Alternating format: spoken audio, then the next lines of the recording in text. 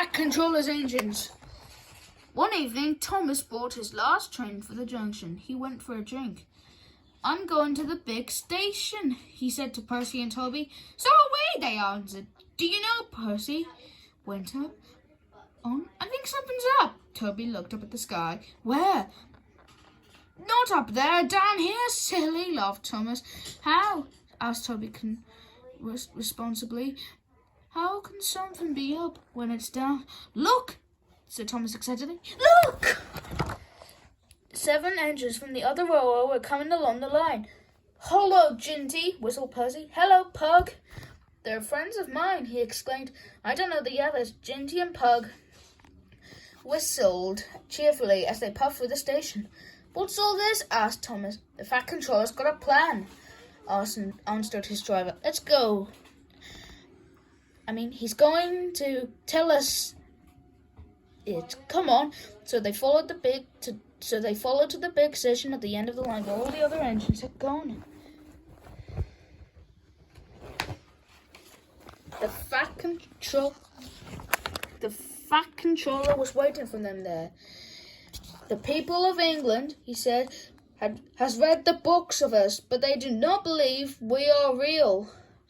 "Shame," squeaked Percy.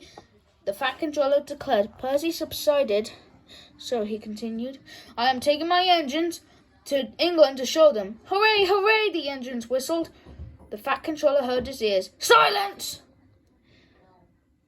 he bellowed. "We start the day after 8 tomorrow a.m. by tomorrow. Meanwhile, as these engines have kindly come from the other railway to take your place, you'll show them your work tomorrow." Next day, as Annie and Clara were going to England too, Thomas and Ginty practiced with some other coaches. Thomas grew excited. He began boasting about his race with Bertie. "I whooshed through the tunnel and stopped an inch from the buffers, just like this." Crash! The buffers broke. No one was hurt, but Thomas's front was badly bent. Thomas's driver telephoned Sir Topham Hatt. "I'll send some men," he said, "but if they can't mend Thomas in time, we'll go to the mainland without him." Next morning, the engines waited at the junction. Toby and Percy were each on a truck, and Doug had pushed them into place behind Edward. Henrietta stood on the siding. The Fat Controller called her a curiosity.